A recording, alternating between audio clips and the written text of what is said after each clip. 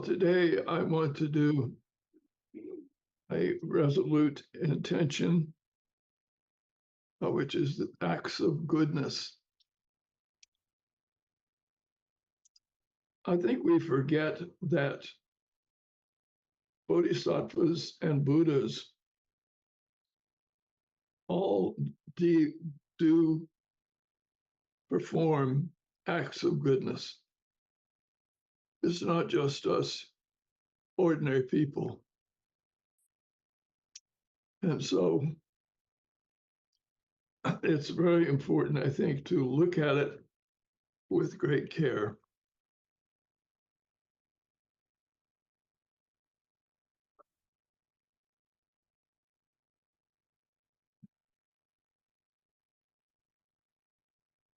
Well, I think the best way to start is with that famous statement by the Dalai Lama. Be kind whenever possible, and it is always possible. And that is a wonderful message for us all. Now, the three acts of goodness is something which the Buddhist texts have always stated. Master Xing Yun used this as a basis for a lot of his teaching. The three acts of goodness, he said, was do good deeds, speak good words, think good thoughts.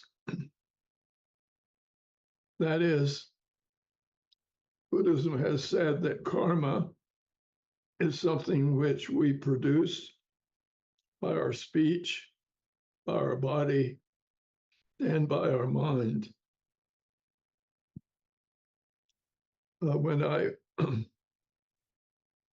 talked to the TAG school here at Shilai Temple, TAG, three acts of goodness. It's a program which is being run by Venerable Hui Chun. And it's remarkably successful, I think. More than 200 people have signed up for it. And it covers everybody from kindergarten through adults. And it's a wonderful program because I see in that program how the Shilai Temple is really reaching to all generations, not just the older generation who first came to the US, but to their children and to their grandchildren. And that's something which is essential if the Buddhist tradition is to survive and thrive in the US. So acts of goodness belong both to the Buddhists, to all of us, to children. Now, the sutra tells us that the roots of goodness are born from skillful means and upaya and wisdom.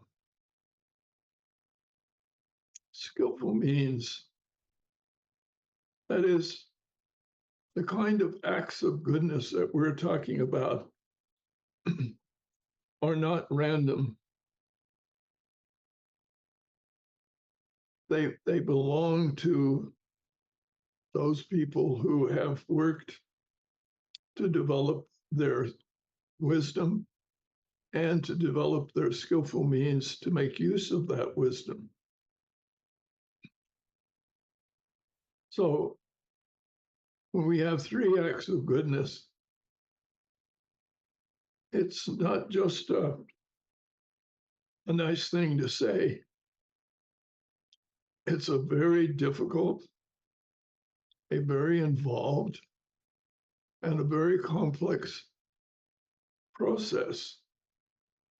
And we need to pay close attention to that fact. So the acts of goodness occur in two places, basically.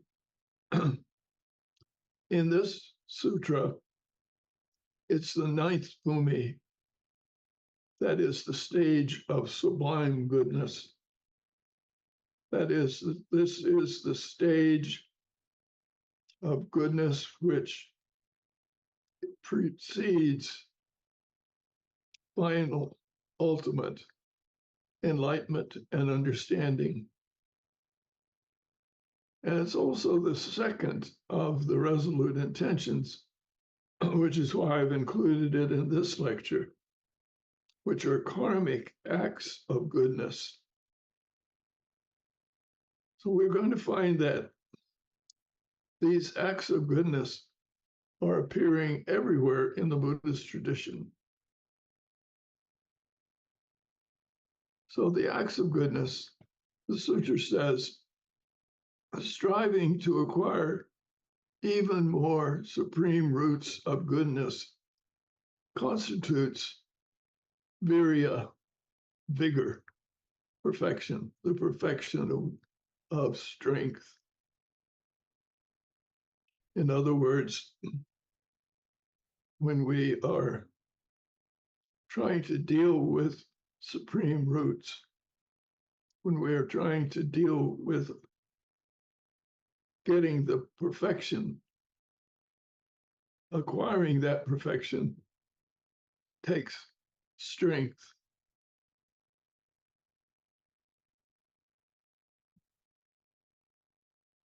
If we're looking for goodness and we search for it, you know if you've found it, if what you find is limitless. Goodness, when it is the goodness of the Buddhist tradition, is limitless.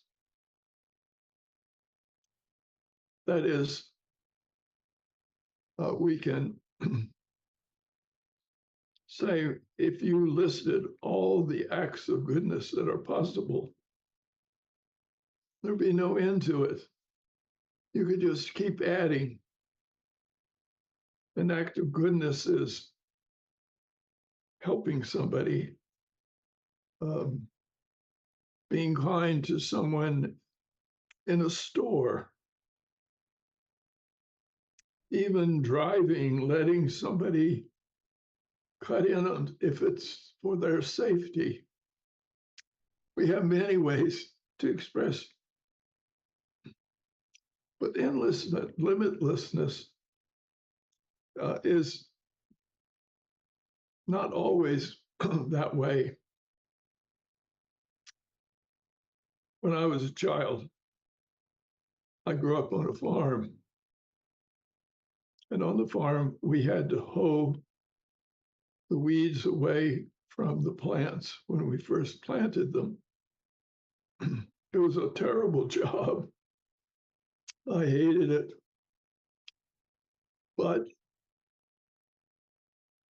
I looked out at the rows that were ahead of me, and I had the experience that I was looking at something which was limitless. Those rows looked as if they went all the way to the horizon. After I had been away from home and grown up and lived in various places, I went back and looked at the field where I used to hoe the corn. And it's a very small field. It's not endless at all. It's not limitless. It's very small. But for me, looking at it, when I had to hoe it, it seemed limitless. And the problem with it was that you not only got very tired and bored with chopping the weeds, But when you finally came to the last row and you had finished the field, guess what? Row one needed to be started all over.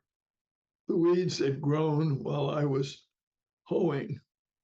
And so there was no limit to how long I had to do it. Back, I had to go to row one. It was a really horrendous job. As I was thinking about it, I thought of an event. One summer, I caught the mumps, the childhood disease. And because I had the mumps, I didn't have to hoe corn for 10 days. I could just sit under the shade tree and read. But my poor brother, for some reason, never contracted the mumps. He had to keep on hoeing, and it was very hard on him. Every morning he got up and would feel under his jaw and hope that he got the mumps so he could stop this endless task. So when we search for goodness, the question is it what we find really limitless? That is what we find something that just you realize it never comes to an end. You can always find a way to do good. And you can do more good and more good and more good every day.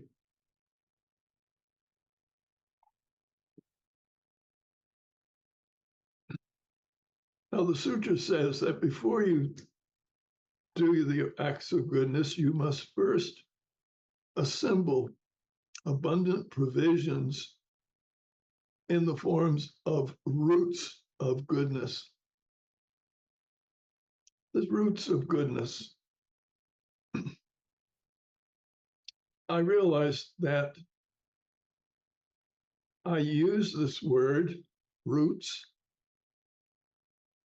and I think I know what it means in every case, and I use it correctly. But if you ask me to define it, I realize how difficult it is.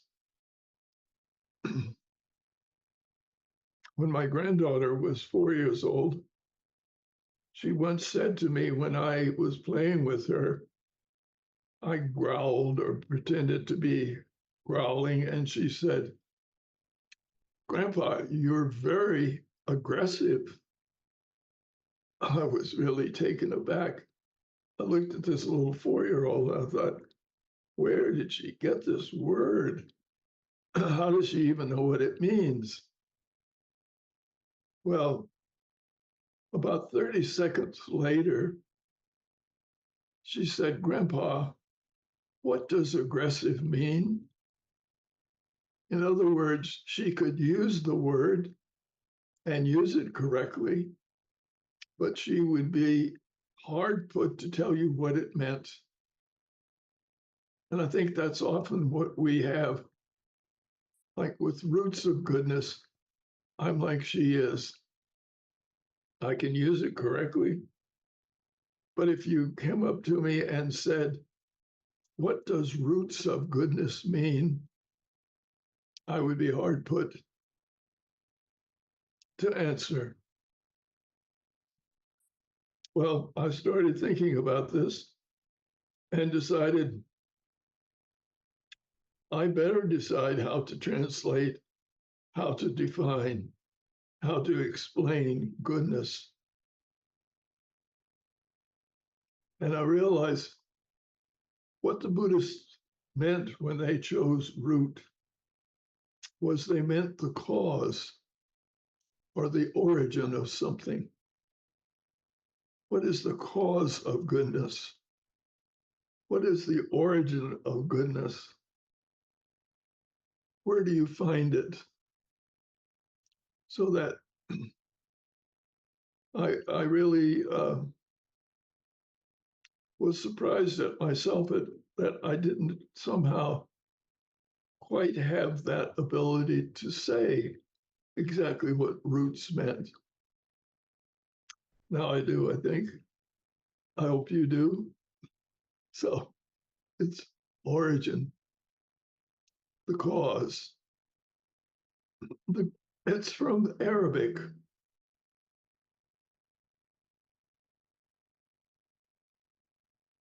It's an Arabic word. That's where we get cause and origin. But it's also a word in mathematics. It's mathematical. The root, the square root, is the multiple that you need to get area. So roots and its use in nautical language is both biological, like a plant, and it's mathematical. I show this tree. You may say, that's not roots. But I show it because it always has amazed me that a plant is very similar underground as well as above ground. That when we look up into a tree, we see all the branches dividing, all searching for light, trying to find a way to make sure a leaf is in sunlight. And if we dig down and uncover all the roots of this tree, we would find something quite similar, with the roots all searching for moisture, for food, for minerals. So when we say acts of goodness, that these acts of goodness have to have roots. The acts of goodness have to be firmly planted in our very being, and that we are constantly trying to understand the cause and the origin of the word. Now, the one thing which they say about roots, as I just said, is that they're endless. They're endless. If our roots are endless, it says to us that whenever we think of limitations of kindness, of goodness, then we have already misinterpreted it. I tried to think, what are acts of goodness? You could say, driving along the freeway, you let somebody cut in for their safety, and you just let them have that. You don't have road rage. You say, okay, go ahead. I'm giving you the road. I'm letting you have it today. With a child, when we offer a child something, we offer them something. An act of goodness can be very simple. A little baby, when they cry, they may want their teddy bear. And if you don't understand that a child's want for a teddy bear is the thing that's important for that child, instead you say to the child, I'm not going to give you your teddy bear. I'm going to give you a savings account.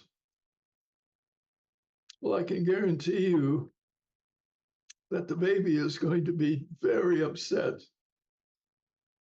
because you are not being able to give an act of goodness to the child, which is based upon an understanding of what the child needs. At that moment, the child needs their teddy bear. And that act of goodness to give it to them is just an example of how acts of goodness can be very simple things, but they're multiple. And you can think, I could do acts of goodness all day long. Hooray, please do. We should all do that. And what are these acts of goodness? They're limitless almost. And but when we do an act of goodness, it can't be with, I'm going to give you what I think you need. It's going to say, rather, we must say, I want to help you. And I want to give you that thing which is appropriate and needed by you. So when I ask you to study the sutra, you might say, that's a very big job, Professor. Are you sure we're able to do it? And that's why at the last session, I reminded you, yes, you're capable of it. You have the capability. And so I feel that I am, in fact, giving you what you need. Now, an act of goodness is that the Buddhist and the Sutra continues to tell us that it's light. It's light, enlightenment. It's the light of understanding. And so as you work, you should cause the roots of goodness to shine brightly, just as when one engages in the refinement of gold. And that says, I can't just do an act of goodness and make it bright and shiny unless I have made it something which is capable of being refined, capable of being purified, capable of becoming something of great importance to people.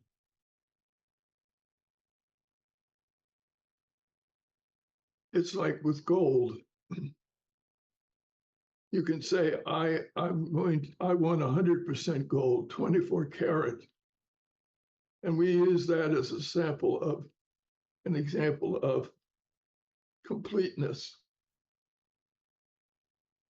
But you wouldn't want to wear 24 karat gold because it's too malleable.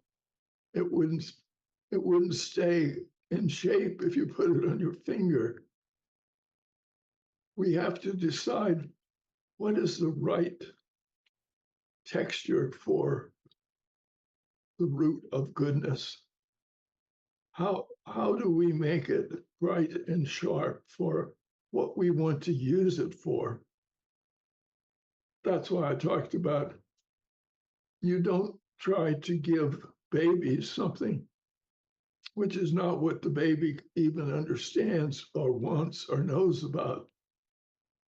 You can't do that. We can't do it and be a good parent or a good caretaker or a loving person toward a child. So if we want our root of goodness to be bright and sharp, it has to be appropriate, the act that we do. It has to be free of our self-nature. We can't just say, I'm doing this because it's my root. The root of goodness is not ours to own. The cause of goodness is not just myself. The cause of goodness is endless, it's everywhere. And if I try to make it mine and limit it to myself, then I will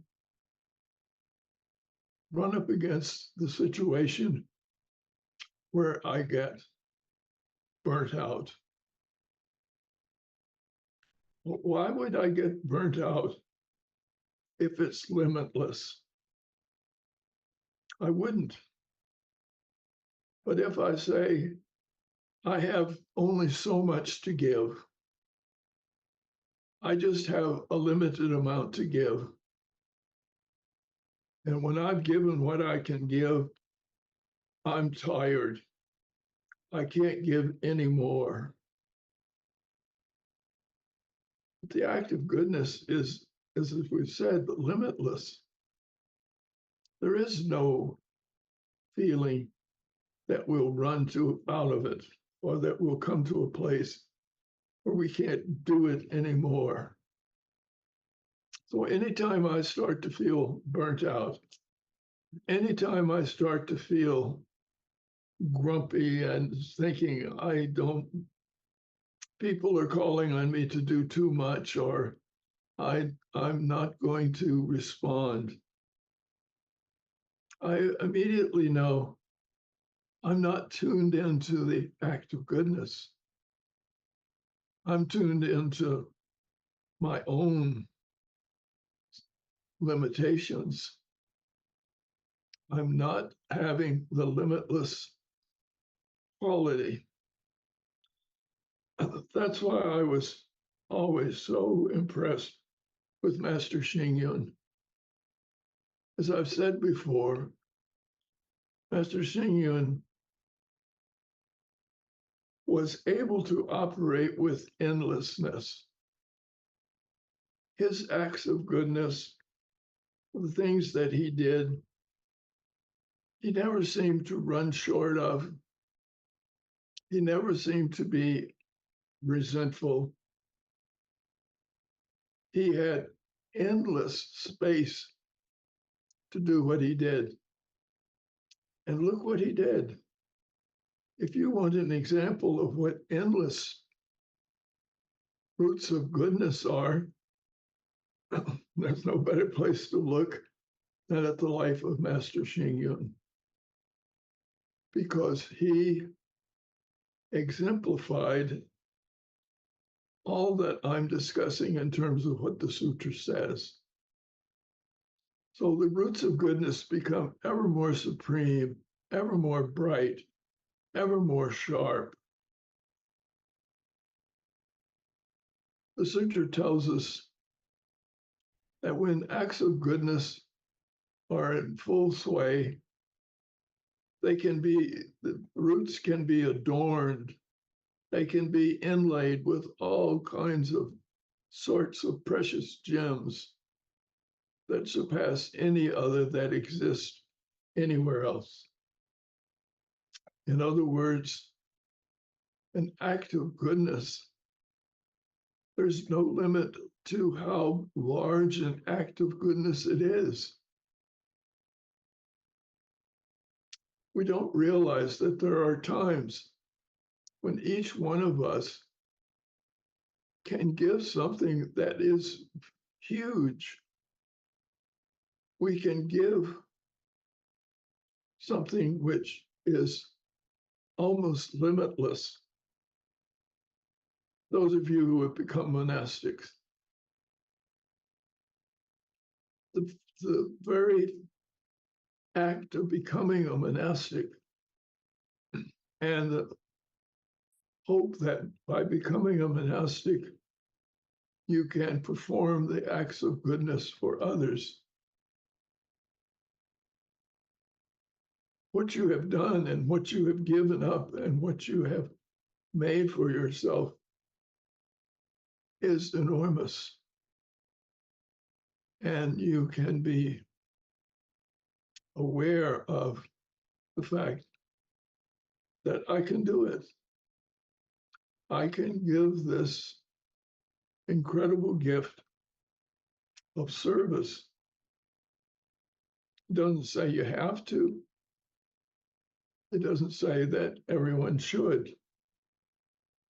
But those who can and do it with a limitless act of goodness will become teachers who never get burnt out. Teachers who never get tired of teaching it, never get unable to feel sympathetic kindness for all the people that are around you. Now I'm going to teach you a new word. I think, how many of you have ever heard of the word conatics? The English word conatics.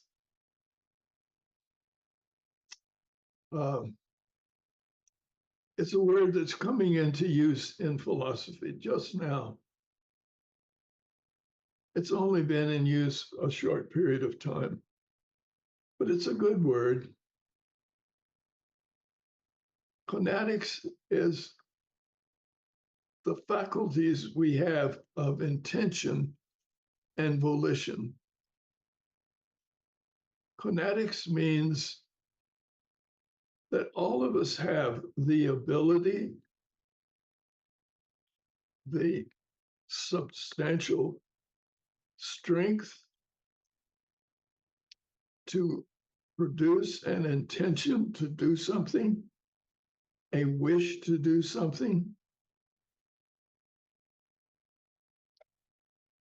And yet we don't know where sometimes we're unable to say exactly when did an intention arise. For example, when did I have the intention to take a drink of water?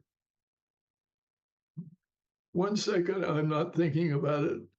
And the very next moment, I have that intention. And if you try to go back and say, I'm going to find out where this intention started, you can't find it. It came upon us. And so the study of where do our intentions arise and where does a volition, where I think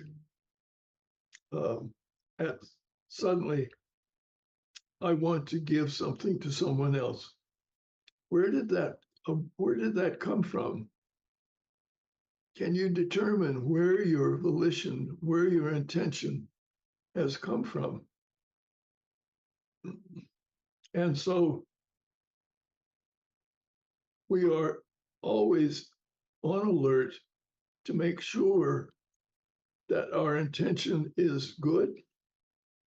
We need to make sure that our volition and what we wish to do arise from the level of what we want and can do. So we're going to be talking about conatics, a new word. Join me with it. The Buddhist texts enjoy using the metaphor of a ship. And I love that metaphor. Whereupon, said the sutra, person who wants to do acts of goodness boards the ship of the great vehicle, the Mahayana. It's not a cart, as some people have translated Mahayana, a yana, but in this Dasabhumika, they refer to it as a ship, the great ship. And we're, in a sense, we're all passengers on this ship. And this ship,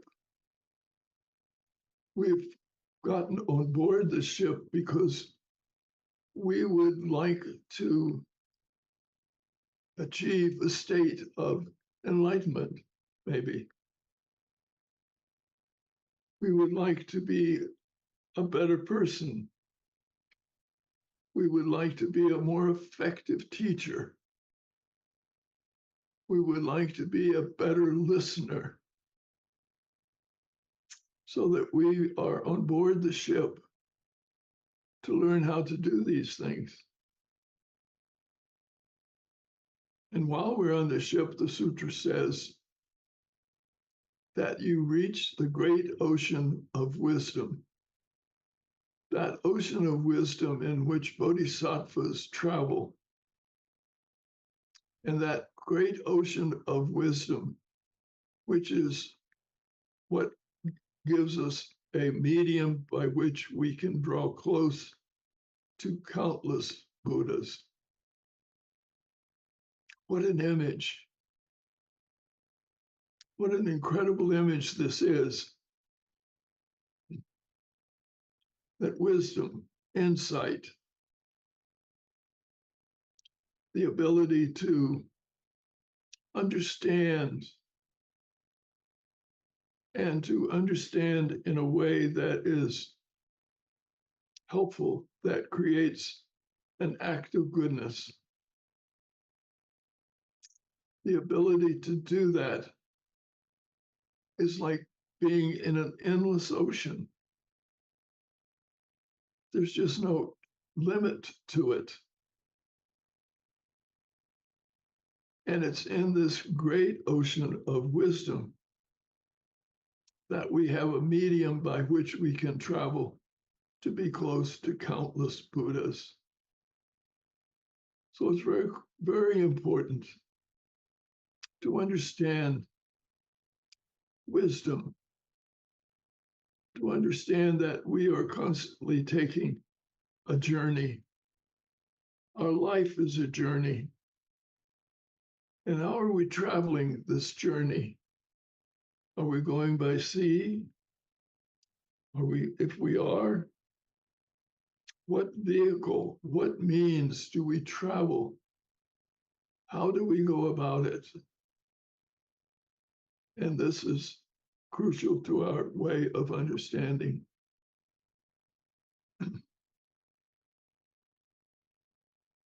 Well, the sutra says, the roots of goodness of the bodhisattva so increase their brightness that they become able to illuminate beings' afflictions. And those afflictions, having been illuminated, recede. What this says is that the root of goodness, the cause of goodness for a bodhisattva,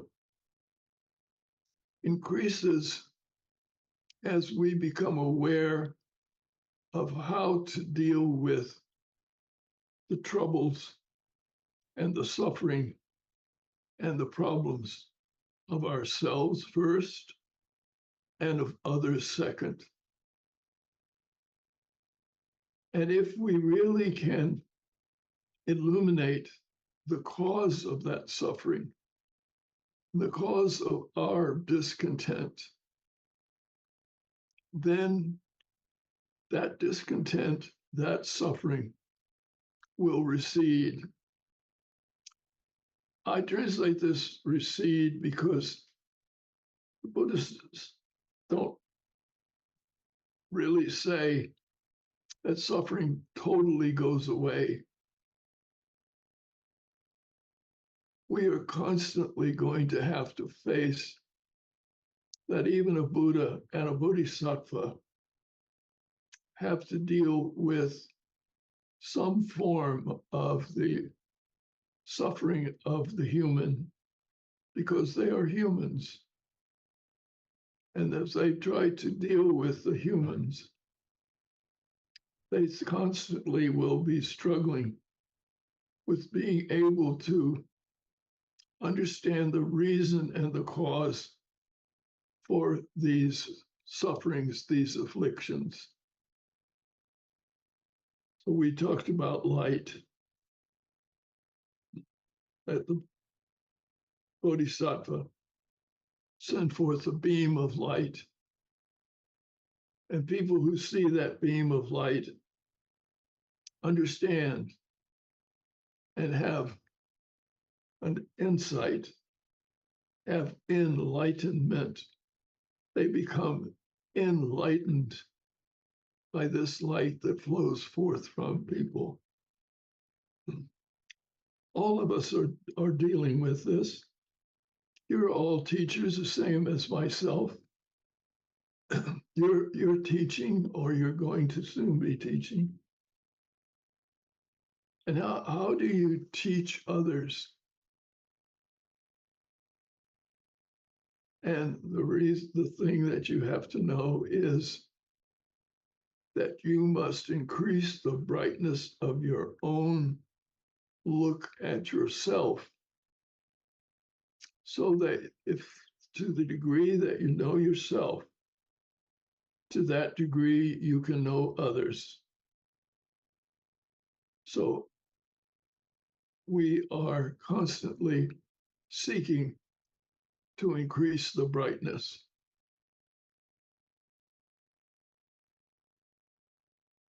And so the endlessness takes a certain form. The sutra says, when you try to do acts of goodness, they just increase. They're never exhausted until finally these acts of goodness flow into the great ocean of sublime goodness. In other words, our acts are tied to all the acts of goodness in the whole of the universe. We're not separated from it. We're like this waterfall. It's falling over a cliff, and there's a lake behind it. But the water is connected. We are all connected to the enormity of acts of goodness. And it's when we recognize that as limited as we may be, as small as the flow that finally reaches this ocean of goodness, it is still there. The connection that we have is still with us, and we can all have it. The sutra goes on to say that the merits and the roots of goodness are the dense clouds of a bodhisattva. I tried to think, what does this mean? The dense clouds of a bodhisattva. And I found this picture. I thought that is what it's like. The dense clouds of a bodhisattva are in stages. They're not all the same. We are dealing with this cloud of goodness. So that's why when we look around us, think how many acts of goodness you could do just by walking into a grocery store. Look at everybody in the grocery store and ask yourself, if I did an act of goodness for everybody in this store, what would it be? Would I pick up something that somebody had dropped? Would I yield and excuse myself from blocking them so they could go ahead of me? How do I operate in the world? You think, well, it doesn't matter much, does it? Does it really matter, these little acts that you're talking about? The immense merit and the roots of goodness, small though they may be, but if we can continue to add to them, they become eventually a cloud of goodness, a cloud of goodness. And we can see it around us.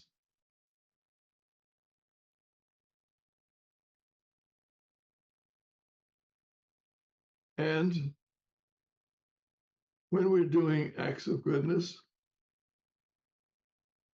we realize that to be good, to do good, is one of the most difficult things you will ever do in your life,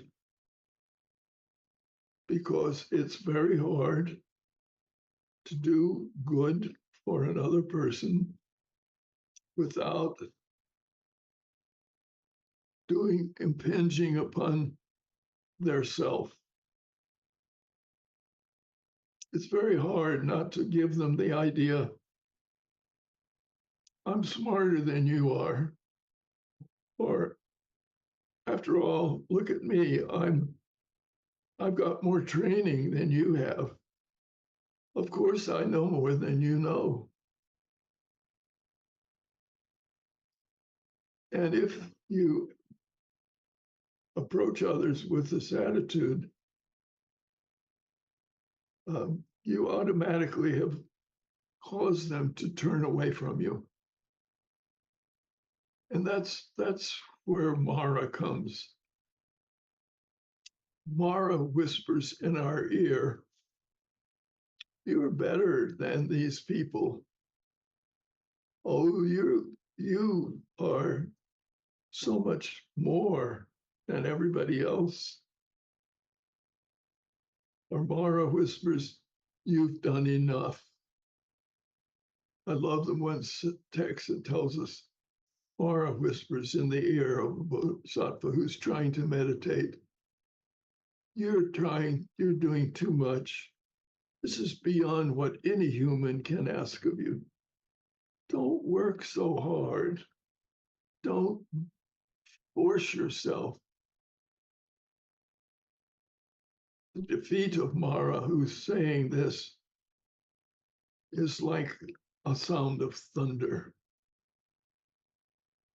When we come to the place where we say, I can do it. I can do the difficult. I can do it. I can do the act of goodness. I can do it. I can continue to do an act of goodness every moment, every day. Boom, boom, boom. The sound of that echoes so that we are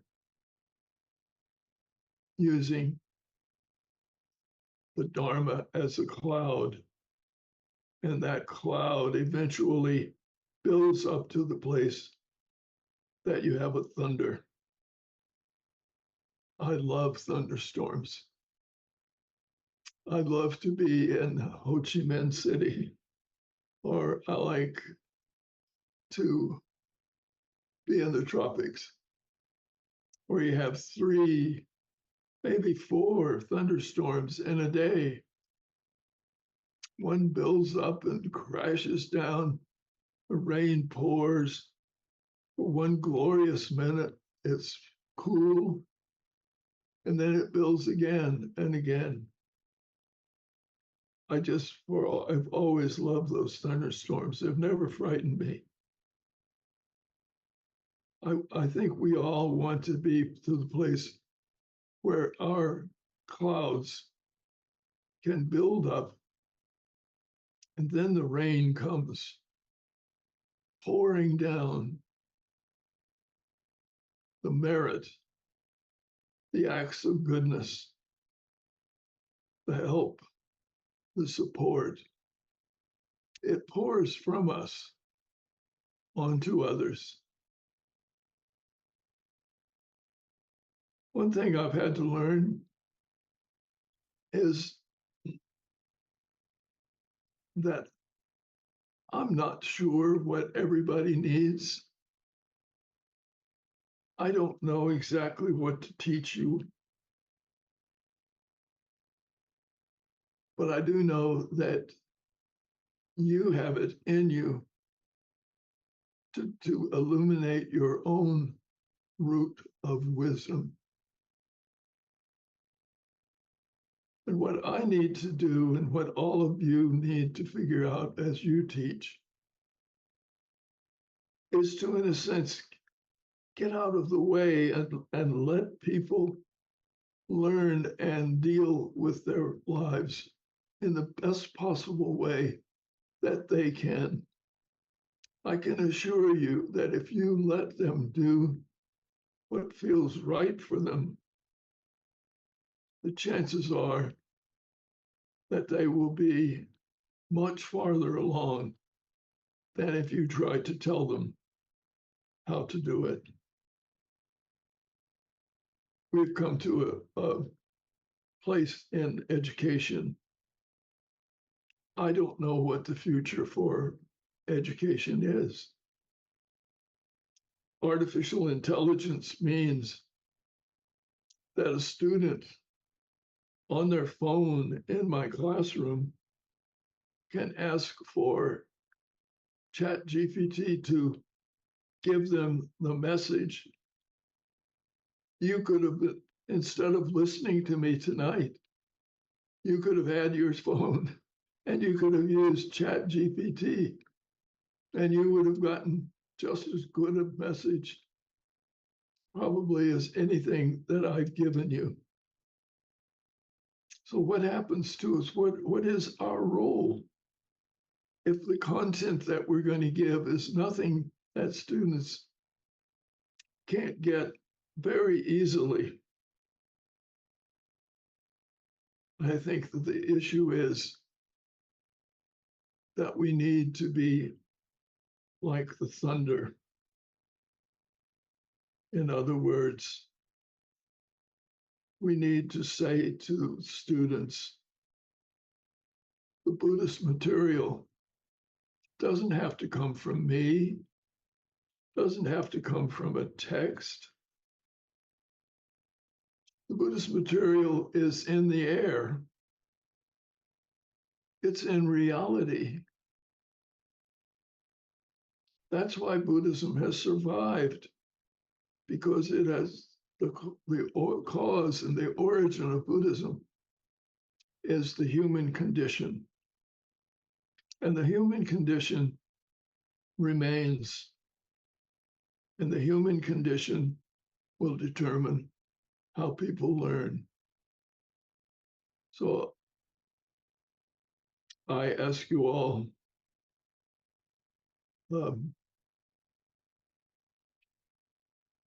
first ask yourself what your own root of wisdom is. Try to find it. Try to find it first, and then turn and help others. So I want to close with another passage from the Dalai Lama. He said, the roots of all goodness lie in the soil of appreciation for goodness. We do good because we love it. We appreciate it. We see its power. We deal with it at this level. So I like to think, where are the roots of my any goodness? Where do these roots come from? And if the roots are firmly based in my appreciation and understanding of what the Buddhist texts are teaching, then that says that I am firmly grounded. I like this statement. I say it to myself when I need to have a boost. So that's my lecture for this night. What is the acts of goodness? What are your acts?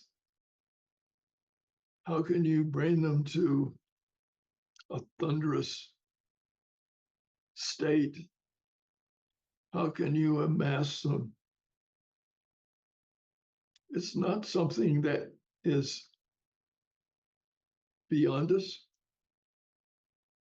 It's not something that is so difficult that one can't do it. We just start. Start now. Ask yourself, what act of goodness do I have to do right now for myself? And then later, I will do this act of goodness for others once I have achieved it. Thank you for being here. I look forward to hearing from you questions